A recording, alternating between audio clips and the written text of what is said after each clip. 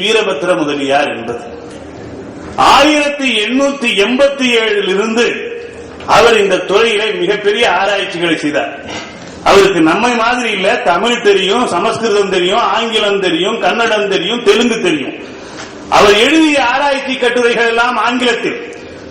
அதுல தமிழ் பாட்டை தமிழ் வடிவத்தில் கொடுப்பார், தெலுங்கு பாட்டை தெலுங்கு வடிவத்தில் தெலுங்கு ஸ்கிரிப்ட்லயே கொடுத்திருக்கார். அவர்தான் திராவிட மொழிகளுக்குள் யாப்பு பொதுவான மரபு ஒன்று இருக்கிறது என்பதை கண்டுபிடித்து உறக்க சொன்னார். இதை சிதம்பரநாதன் செட்டியார் சரியாக இனம் கண்டு நாடி பிடித்து குறிப்பிட்ட போதிலும் அது தமிழ் ஆராய்ச்சி உலகத்தில் போதிய கவனத்தை பெறவில்லை. இந்த தி. வீரபத்திர முதலியார் எவ்வளவு பெரிய வேதனா, 30 வயசுல அவர் ஒரு இலக்கண நூல் எழுதினார். அதுக்கு பேர் விருத்த பாவியல் பேர். அதை இசைத்துறை சார்ந்தவர்கள் படிக்கணும். சந்த விருத்தம் பற்றிய பகுதிகள்லாம் ரொம்ப நுட்பமான பகுதி. தமிழ் இலக்கண வரலாற்றில் அப்படி ஒரு நூல் முன்னும் கிடையாது பின்னும் கிடையாது. அமைப்பாலும் புதுமையானது. எந்த இலக்கணத்தை சொல்றாரோ அந்த இலக்கணத்தையே பாட்டிருக்கும். 30 வயதுல அந்த மகத்தான இலக்கண நூலை எழுதியவர் பார்க்க ஷேக்ஸ்பியர் மாதிரி இருப்பார். அந்த நூலை 2வது முறை பதிப்பித்த ஈஎன் தணிகாசல முதலியார் வருத்தத்தோடு எழுதினார். அந்த நூல் வெளிவந்து 25 ஆண்டுகள் ஆகிவிட்டன, 25 பேர் கூட இன்னும் படிச்சு முடிக்கல. இன்னைக்கு அதை திருப்பி சொல்லலாம். ஒரு சில பேர் என்னிடத்தில் பயின்றவர்கள், அம்மாவிடம் பயின்றவர்கள் படித்திருப்பார்கள், அவ்வளவாக படிக்கவில்லை. இந்த பின்னணியில் தொடக்க கால யாப்பியல் ஆய்வுகளை முன்னெடுத்தவர்களாக சில பேரை நான் உங்களுக்கு கோடு காட்டுகிறேன். அவர்களில் முக்கியமானவர் ஜியு போப். ஜியு போப்ப பல பேரும் ஒரு மொழிபெயர்ப்பாளர் என்றும் ஆராய்ச்சியாளர் என்றும் கருதுகிறார்கள். தமிழ் யாப்புல மிக முக்கியமான பணிகளை செய்தவர் இந்த ஜியு போப். மிக மகத்தான சிறந்த பணிகளை செய்த அவர் ஒரு கோளாறான வேலையும் செய்துவிட்டார். நான் சொல்றேன், அதுல இருந்து இங்க சரியா தப்பான்னு முடிவு பண்ணிக்கொள்ளுங்க. அகர முதல எழுத்தெல்லாம் ஆதி பகவன் முதற்றே உலகு. இது என்ன பாட்டு? குறள் வெண்பா. குறள் வெண்பாவுடைய இறுதி அடி எப்படி இருக்கும்? 3 சீர்களால் இருக்கும். எல்லா வெண்பாவுமே 3 சீர்களால் தான் இருக்கும். இந்த மாபெரும் ஜியு போப் என்ன தெரியுமா எழுதினார்? எழுதுனதே விடுங்க, என்ன தெரியுமா செய்தார்? அவர் பதிப்பித்த திருக்குறளை 2 வடிவத்தில் பதிப்பித்தார். அந்த குறள் எல்லாம் 2 வகையா பதிப்பிச்சிருக்கார். சில பாட்டு முதலடி 4 சீர், 2ஆம் அடி 3 சீர். சில பாட்டு முதலடி 3 சீர், 2ஆம் அடி 4 சீர். எழுதுவது மட்டுமல்ல, ஆராய்ச்சி முன்னுரை யாப்ப பற்றி, திருக்குறள் யாப்ப பற்றி எழுதிட்டு அதில் எழுதினார்.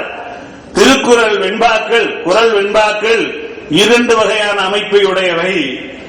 ஒன்று முதலடியில் 4 சீர்கள், 2ஆம் அடியில் 3 சீர்கள். இன்னொன்று முதலடியில் 3 சீர்கள், 2ஆம் அடியில் 4 சீர்கள் எழுதினார். எழுதி பதிப்பிச்சார். இப்ப நம்ம மொழிபெயர்ப்பு தான் கொண்டாடுறோமே தவிர மூலத்தை பார்க்கறது இல்ல. அந்த மூல வடிவம் எதிர்பக்கத்திலே இருக்கும். ஏசியன் போட்டிருக்கிற பதிப்பு உட்பட எல்லா பதிப்புலையும் அப்படிதான் இருக்கு. இப்ப தப்பா சில பேர் அதை ஜியு போப் இங்கிலீஷை மட்டும் எடுத்துக்கிட்டு தமிழ டைப் செட் பண்ணி பதிப்பிச்சவங்க தான் உரிய வடிவத்தை தெரியாம பண்ணிருக்காங்க. ஜியு போப்புக்கு இப்படி ஒரு கருத்து இருந்தது. இந்த கருத்து எவ்வளவு பெரிய தீமையான விளைவை உருவாக்கி விட்டதுன்னா, தமிழ்நாட்டில் வெளிவந்திருக்கிற திருக்குறள் நூல்களை எல்லாம் தடை செய்து எல்லாத்தையும் மறுபடியும் பதிப்பிக்கணும்னு நெதர்லாந்தை நாட்டை சேர்ந்த கூப்பர் என்பவர் எழுதினார். ஏன்னா 4-3-3-4 பதிப்பிச்சிருக்கணும். ஜியு போப் சரியா பதிப்பிச்சார். ஆனா தமிழ்நாட்டில் எல்லாம் தப்பா பதிப்பிக்கிறாங்க. திருக்குறளை மாத்தி பதிப்பிக்கணும்னு அயல்நாட்டவர்கள் எப்படி டீக்கனை பத்தி வாசிக்க சொன்னாரோ, அது மாதிரி ஒரு தவறான கருத்து பரவுவதற்கு ஜியு போப்புடைய அந்த முதற்கட்ட 1890களில் நடந்த ஆராய்ச்சி வழிவகுத்து விட்டது. இப்ப இதனுடைய விளைவு கூப்பர் குரல் கொடுக்கிற அளவுக்கு போயிருக்குன்னா, இந்த தொடக்க கால முயற்சி நமக்கு தெரிஞ்சாதானே இது சரியா தப்பான்னு மதிப்பிட முடியும். என்ன தப்பு? வெண்பான்னாலே இறுதியடி 3 சீர்ங்கிற ஒரு அடிப்படை உண்மை அவர் கவனத்திலிருந்து விடுபட்டு போச்சு.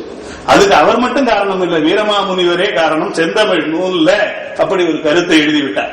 இப்படி ஜியு போப், எல்லிஸ் 4 யாப்பு ஆராய்ச்சி கட்டுரை எழுதியிருக்கார். தணிகாசல முதலியார் தான் விருத்தங்களுடைய வளர்ச்சியை பற்றி ஒரு விரிவான ஆராய்ச்சியை முதலில் தமிழில் நிகழ்த்தியவர்.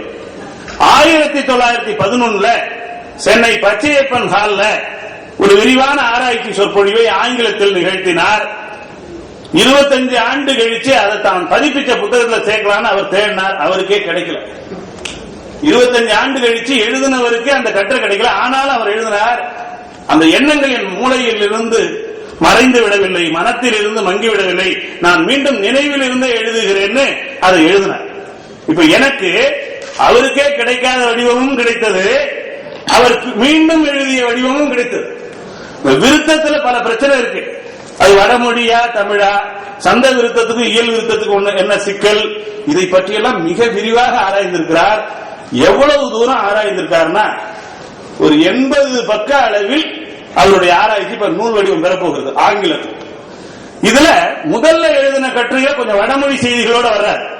25 ஆண்டுகளுக்கு பிறகு வரும்போது உண்மை எடுத்துக்கு வந்துட்டார், இசை எடுத்துக்கு வந்துட்டார். கலித்தொகை, சிலப்பதிகாரம், அப்புறம் பண், தேவாரம், இசையோட கொண்டு வந்துட்டார்.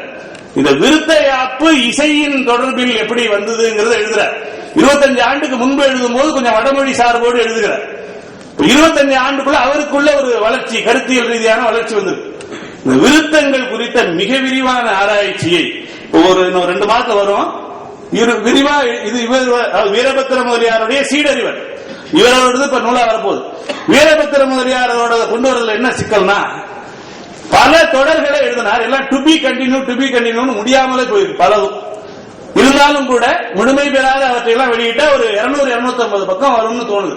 100 ஆண்டுகளுக்கு முன்பு நினைத்து பாருங்கள், ஒரு திராவிட மொழிகள் எல்லாவற்றையும் ஒப்பிட்டு மிக முக்கியமான முடிவுகளை சொல்லி அவர் எழுதியிருக்கிறார் என்பது இந்த சந்தர்ப்பத்தில் எந்த அளவுக்கு முக்கியமானது என்பது. இதுக்குள்ளே ஒரு யாப்பு பொதுமரபு இருக்கிறது என்பதையும், இசை அடிப்படையில் விருத்தங்கள் தோன்றி இருக்கின்றன என்கின்ற அரிய உண்மைகளையும் 100 ஆண்டுகளுக்கு முன்பு தோன்றிய தமிழ் யாப்பு ஆராய்ச்சிகள் வெளிப்படுத்தி இருக்கின்றன. ஆனால் அவை நடந்தவையே, சுவடுகளே நமக்கு தெரியாமல் இருக்கின்றது. இந்த சூழலில் நாம் அவற்றையெல்லாம் நினைவதும் அவற்றை அடியொற்றி தொடர்வதும் தமிழ்துறை மட்டுமல்ல, யாப்புத்துறை மட்டுமல்ல, இசைத்துறையும் கைகோத்து செய்யும் பொழுது தமிழ் குறித்த மிக முக்கியமான அடுத்த கட்ட ஆய்வுகளுக்கு நாம் செல்ல முடியும் என்பதை சொல்லி நிறைவு செய்கிறேன். நன்றி. கட்டுரையாளருக்கு நன்றி. தொல்லியல் துறையினர் தான் பழையதையெல்லாம் தேடுவார்கள் என்று நாம் நினைத்துக் கொண்டிருப்போம். இல்லை இல்லை, தமிழ் ஆய்வியலிலும் தேடுவார்கள், அதுவும் யாப்பியலில் தேடுவார்கள் என்பது மிகவும் ஆர்வமான ஒரு செய்தி. சரியான நேரத்திற்கு அவர் நிறைவு செய்ததால் ஒரு 5 நிமிடம் நாம் கலந்துரையாடலுக்கு வைத்துக் கொள்ளலாம். உங்கள் வினாக்கள். தமிழில் சங்க இலக்கியத்தை தொடர்ந்து செவ்வியல் நிலையில் இருந்த சங்க இலக்கிய யாப்பினை தொடர்ந்து கம்பன் விருத்தப்பாவை மிக விரிவாக வெடித்து தருகிறான். நீங்கள் சொல்லும்போது விருத்தப்பா என்பது வடமொழி சார்ந்ததா இல்லையா என்பது ஆய்வுக்குரியது என்று கூறினீர்கள். அதை எந்த அடிப்படையில் சொல்லுகிறீர்கள்? விருத்தம் பற்றி 3 வகையான கருத்துக்கள் உள்ளன.